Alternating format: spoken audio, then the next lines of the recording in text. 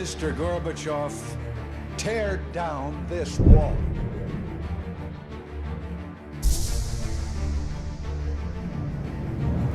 We are a nation in decline. Experts are preparing for what is known as Disease X, or the next pandemic. What we are seeing is a revolution against the system.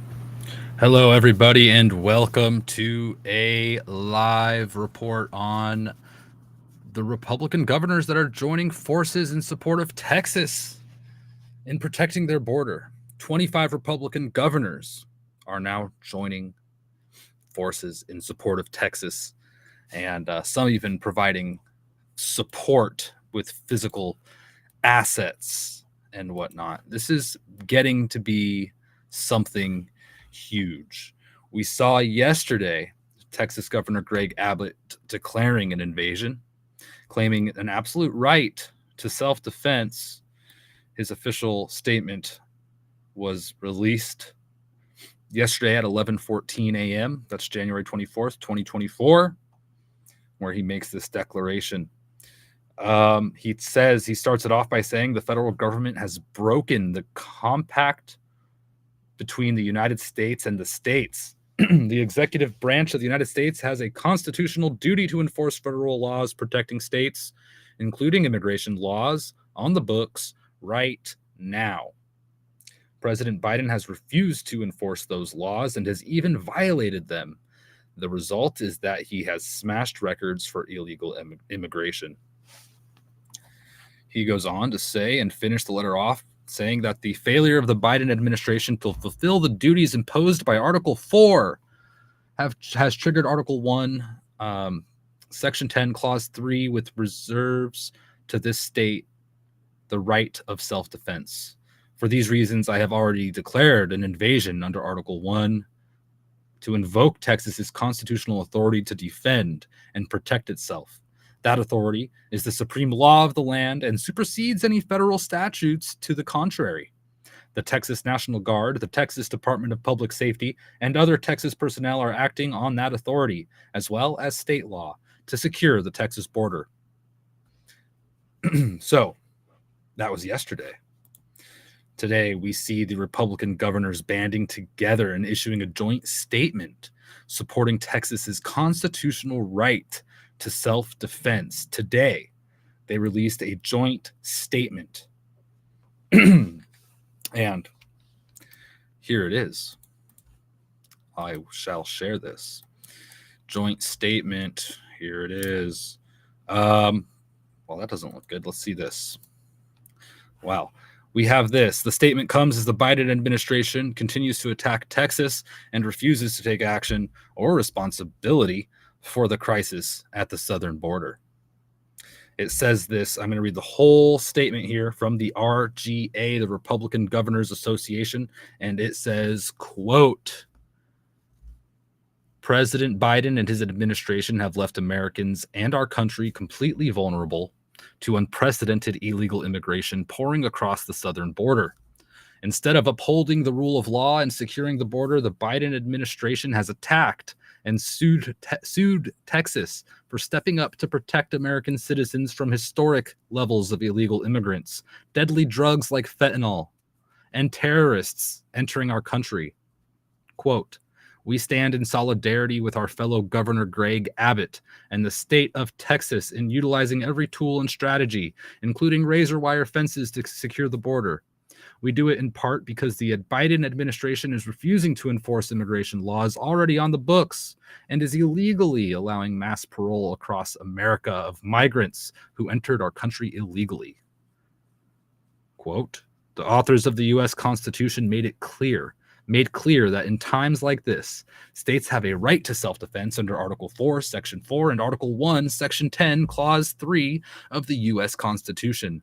Because the Biden administration has abdicated its constitutional compact duties to the states, Texas has every legal justification to protect the sovereignty of our states and our nation.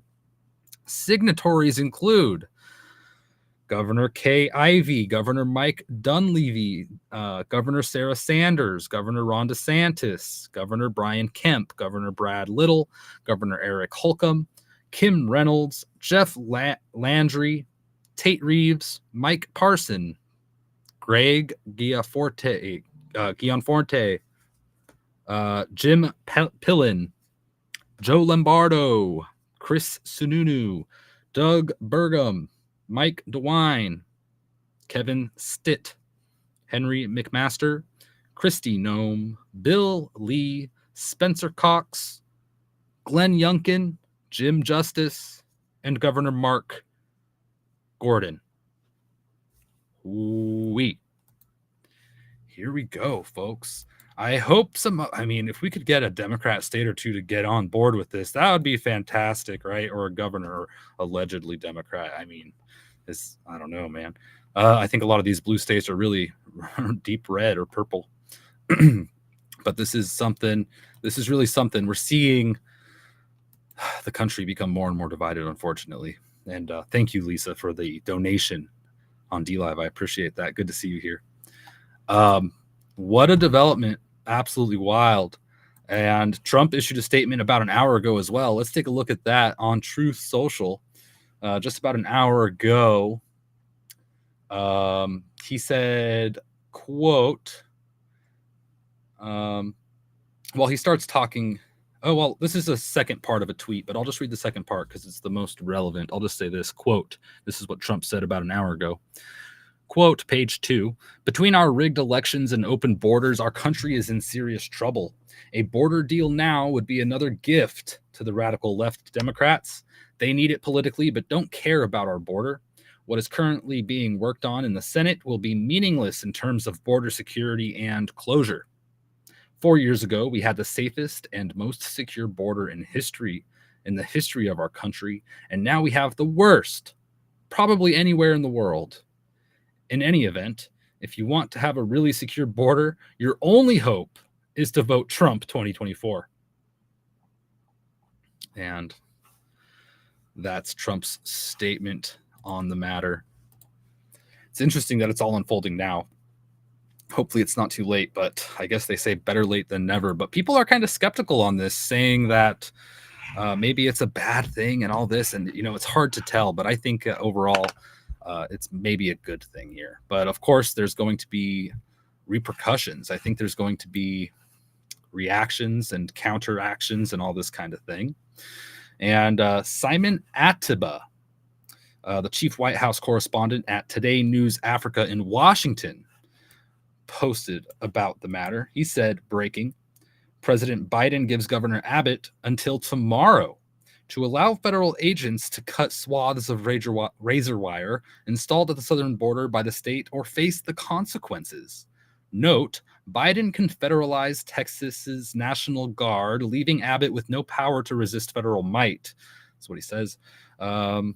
Note, Biden, as president, has the authority to federalize National Guard units, bringing them under the control of the federal government. Note, however, this is typically done in specific circumstances with legal justifications, such as responding to a national emergency or protecting federal interests.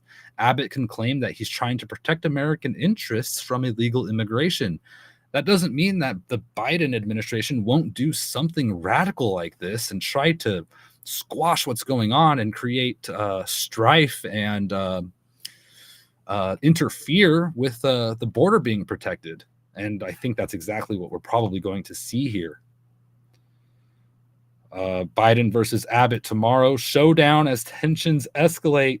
So many people involved in this illegal border crossing over the years. It's unbelievable. Chuck Calesto on X.com also had something to say about this just this afternoon. He says that the federal government says the razor wire has to go. Texas governor says he will not. The federal government has given Texas a deadline of tomorrow to comply. There's been multiple calls for the Biden administration to federalize the National Guard. What's next? Holy moly. Jonathan Marsh says, Nope, I'm shocked. Didn't think Texas had it in them. Well, they do, and the state's jumping behind them. 25 Republican governors joining them is pretty remarkable, and it happened just like that overnight. I mean, the story started, they put up the razor wire, the feds came in and started snipping it. They're putting more up. This is wild. This is wild. I mean, and I think it's true. The states have the ultimate authority over what's going on here, and I think that the government, the feds, have a really big problem on their hand if they want to keep this invasion continuing and destroying our country. I mean, there's no way to look at it that's good for them. They need to just back off and let the states do their duty to their people, or for their people rather. You know, even liberals are out. I published it in my Substack this morning that there's liberals coming out and saying we need to stop this. This is crazy. So I mean, even the left is like, all right, this maybe this is getting a little out of hand. I wanted to share this last post here by the Redheaded Libertarian on x.com, an interesting look at what's going on. And she talks specifically about Federalist 41 through 46 by James Madison. So let's take a look at this and her take on this situation. If we may, the Redheaded Libertarian at TRHL official on x.com writes, quote, in Federalist 41 through 46, Madison defines invasion as anything from military force to any threat to the stability of the state from outside its borders, armed or not. Madison includes defending against actions by foreign hostility and ambitious or vindictive enterprises of a state's more powerful neighbors. Madison specifically cites Virginia using its militia to stop smugglers as an example of a valid exercise of the invasion power. Naturally, this encompasses defense against hostile non-state actors such as cartels and gangs, which is exactly what we're seeing. Cartels active in most states, folks. They continue, Redheaded Libertarian, quote, everyone is an armchair constitutional scholar until they have to read the Federalist Papers, most of which, to be fair, are incredibly dry and difficult to read. Read them anyway. And they go on in a back and forth about this, but holy smokes, this is becoming a constitutional crisis quickly. Can I call it that? Is that what it is? I mean, they're going to bring the Constitution into it, and it's going to be a battle between the states and the federal government. Holy crap. Let's see if we could find a map of the states. And here's one from a couple hours ago, just to get a visual on the states backing this. A couple hours ago from End Wokeness on x.com at End Wokeness. Here it is. 25 Republican governors signed the joint letter in support of the Texas resistance. And look at that. It's already most of the country, folks. And I'm over here in the Pacific Northwest in commie Washington State, and I'm saying, let's join them. Let's stop this. Let's start deporting illegals and especially criminals and these sorts of people. This is ridiculous that it's under the guise of humanitarian aid and all this stuff, but then you have this huge network helping contribute to bringing criminals into our country, and it's just probably a ploy to steal another election. Let's face it, it appears that way, at least, huh? No joke. Let's see here. I mean, you have NGOs and all these organizations helping this occur all the way from the deep in South America, across all of these countries, right across the southern border. This needs to stop, man. And boy, is it heating up. I tell you, this is going to be huge. Huge. So we'll see what happens tomorrow, and I look forward to it. I just wanted to jump in and give an update. Truckers for Texas, Army Mom. I know the truckers are on their way as well, protesting and supporting Texas. The People's Convoy is rolling through Texas. This is 8 hours ago they published this, and we're having global trucking and farming protests. Here's just one clip of that.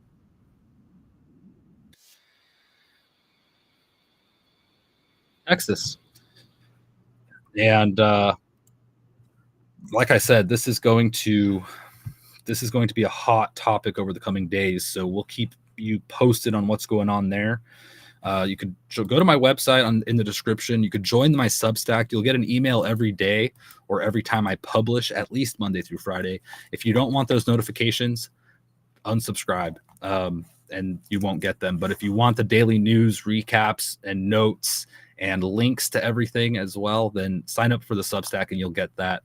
And I appreciate it for all of you who enjoy that and have subscribed.